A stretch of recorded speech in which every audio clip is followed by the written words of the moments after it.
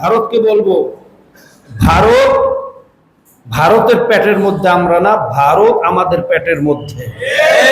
সময় এসেছে ঘুরে দাঁড়াবার, ছাড় দেওয়া হবে না ইনশাআল্লাহ।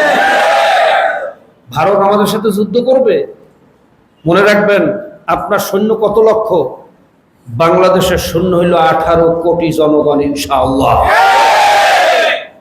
যুদ্ধ করতে আসেন, স্বাদ মিটাইয়া দেওয়া হবে।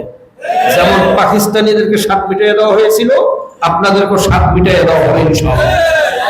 তবে হ্যাঁ, আমরা কারোর সাথে শত্রুতা চাই না, সবার সাথে সুসম্পর্ক চাই। আরেকটা কথা মনে রাখবেন, বিদেশি শক্তি কোনোদিন বন্ধু হয় না। বিদেশি শক্তি কি হয় না?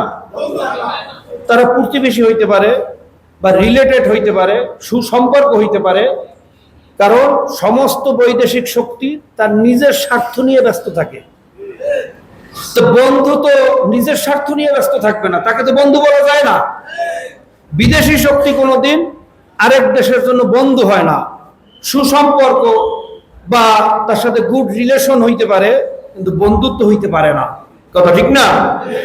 কাজী সচেতন হন, সতর্ক হন, সকল ষড়যন্ত্র মোকাবেলা করতে হবে।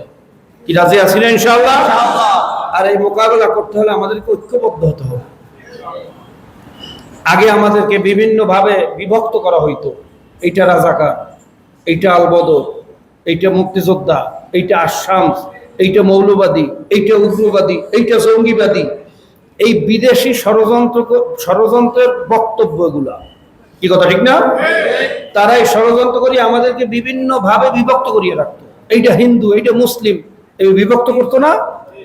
এখন আর আমরা বিভক্ত নাই, এখন গোটা বাঙালি জাতি ঐক্যবদ্ধ ইনশাআল্লাহ। কি কথা ঠিক না? কোন ধোঁকায় পড়ে বিভক্ত হওয়া যাবে না। দেশের স্বার্থে বিদেশি শক্তির বিরুদ্ধে বাঙালি জাতি এক আছে, এক থাকবে ইনশাআল্লাহ। বিচ্ছিন্ন হওয়ার কোনো সুযোগ নাই।